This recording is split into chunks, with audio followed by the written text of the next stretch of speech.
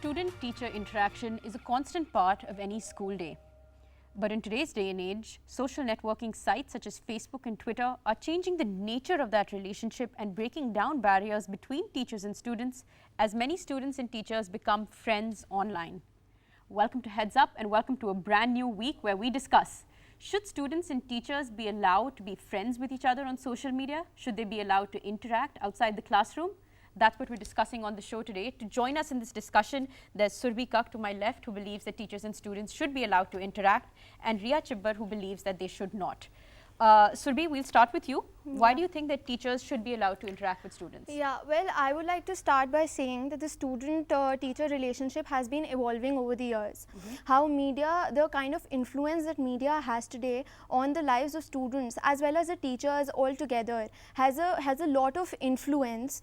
Thereby, I would like to go on further by saying and asking you a question, a very easy and simple question, that don't we accept the friend requests of our parents or families as such? And what the role of our families or our parents in our lives is to mentor us, okay, to further propagate, to further commemorate in us the values, as we are talking in the Indian context here, so that we as such become good individuals. And seeing that social media is such an influential power today, so why can't the teachers do the same thing coming on the social media and interacting with the kids? So that is why I am for this. Riya, she's saying that you can't escape social media. We're friends with our parents. Some of us are friends with our parents on Facebook. And so why not teachers? What is your response? See, my whole point is there's a lot of subjectivity attached to the use of social media websites. Now, not all would be comfortable sharing their intimate pictures or sharing their intimate, the way what they post on the social media with their teachers. And in fact, as you yourself are mentioning that many are not friends with their parents on Facebook, you might not be comfortable sharing anything in that space. And I think there's when Surbhi mentions about parents being mentors and authority figures, I'd further take that point to the whole point of a student-teacher relationship, or in the Indian context as it's mentioned, the guru-shishya relationship. Now there's a lot of sacredness, there's a lot of formality as such that's attached to this relationship, which is very different from the relationship that we share with our parents and that we share with our family members. It's essentially to do with the educator and the authority figure that the teacher is and the student. So now when this entire concept as per Surbhi is evolving, I don't think that we need to take this relationship to only the social media platform. Why is it that only the social media platform has to be the medium of interaction between the student and teacher? There are provisions of extra classes, there are provisions of a personal meeting that the child and the parents together can have with the teacher in schools. In college, this provision is absent, but that does not stop a child or a student from getting into contact with the teacher directly. Why social media? Okay, valid point. She's saying that the teacher-student relationship is a traditional relationship of respect, and we shouldn't really take that online. And especially, I'd like to ask that, why would you want to take it online and outside the classroom? Why would you want to know private details about your student or your teacher? Because it further propagates a stronger relationship among the students and children as well. As she said again and again, one of the words that Riya was mentioning in her speech as such was the authority figure. Then what I am mentioning here is how that is evolving over the years. One of the things that you will see students mentioning today in schools is that how their relationship with the teacher, who is a good propagator of facts as well, how she understands the students as well. As we know that here we are talking about the students ranging from the teenage years to college-going students who have a life outside their colleges and schools as such. And sometimes when life becomes hard and they don't have a lot of support, as we say, because one of the things in the teenage minds is that they don't have any support.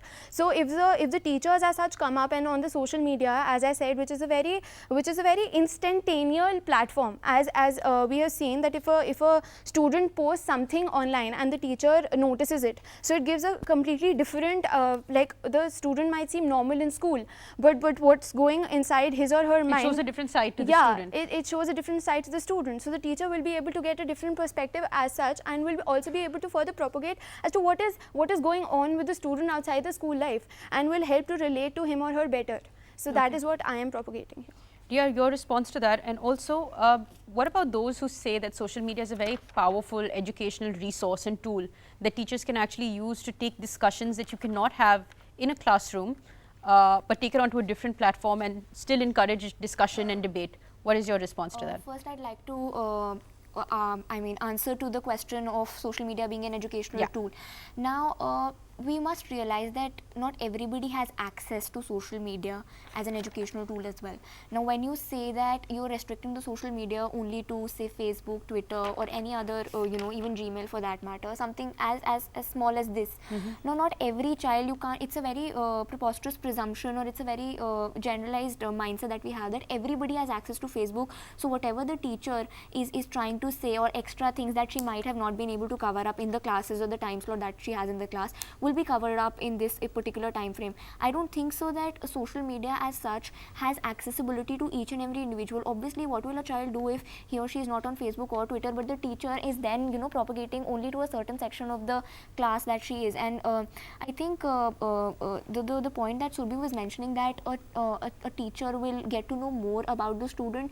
I'd like to ask you, why would a teacher be interested in a student's virtual reality when we ourselves know that social media is supposedly a much more casual platform, wherein whatever is written or whatever is posted may not have a very a very formal or a very disciplined a very disciplined way of method of propagation, right? So I'd like to focus on three important things which are pillars of a student-teacher relationship: respect, fear, and discipline.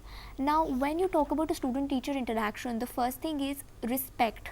Now, what happens is that when a social media platform is given to the student-teacher relationship, it might lead to the dropping of the image of a teacher as an authority figure, as an educator. Now, the very fact that a teacher is a friend on Facebook, I might just presume as a person, even if I have innocent of the most innocent of the ways of trying to be friends with my teacher, but I'll say, no, I have a way with her, I'm friends with her on Facebook. I'll start taking her casually.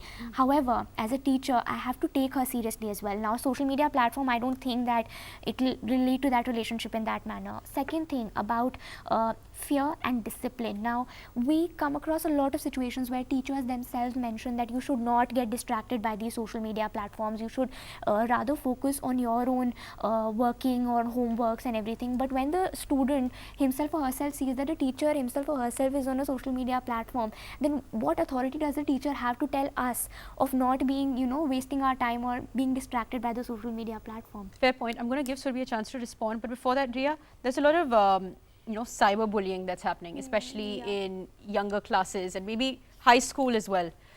There's a role of it, if a teacher is on social media, would it help if she could, sort of monitor what's happening, see is there a page that's targeting a certain student? Does a teacher help in that way if she's on social media and friends with her students? In some cases, it's again a very subjective thing. In some cases, it can be helpful.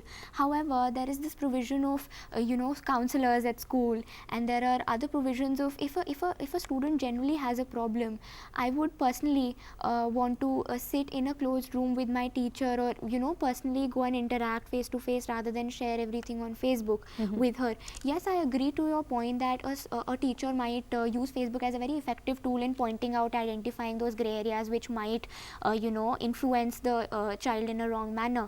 However, that's not always the case. Again, even a teacher, for that matter, might end up making the situation worse. What if a teacher himself or herself? I'm not saying that I'm not degrading the teaching community, but I'll give you an example. In New Jersey, we're running short on time, so we'll quickly wrap up and then take final comments. In New Jersey, Facebook was shut down because in a school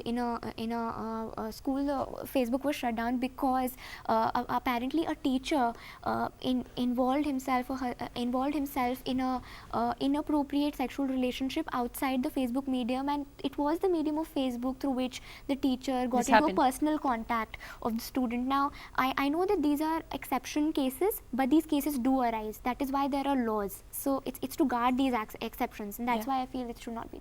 Fair point. I'm going to take final comments. Surbhi, sort of sum up your argument for us quickly. Yeah.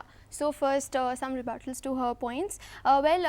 She lastly mentioned, Ria lastly mentioned about a point about New Jersey. Then I would like to mention, Ria, that here we are talking about the sanctity of the Indian teacher-student relationship, and as to what relating it to New Jersey is a completely, they have completely set a different set of values as such, and you cannot relate it to, as you yourself mentioned, the Guru-Shishya relationship that has been coming up upon in India for so many years. And also as to mentioning about the cyberbullying raised by you. Now, it is a very good point as to the teachers can monitor as to what is happening on the cyberbullying, because here we are talking about those children, because here we are talking about the targeted children who express themselves much more, because it is a proven fact that children resort to the social media as to come up with their emotional notions on social media better than what they do in personal interactions. So if a teacher they feel more comfortable with the medium. So they feel more comfortable. So if a teacher is his or her friend, is a student's friend, then she can actually see that the student is dealing with some problems, and if the teacher actually propagates it in a better manner and interacts with this child to further go to a counselor, so obviously it is a good thing. And also one of the things that I failed to mention till now is the content creator. Those children who are content creators but are shy in real life, and they can express themselves better through the social media, as we have been seeing through a many years. That's a better way for them to connect with their teachers. Not even the teachers, through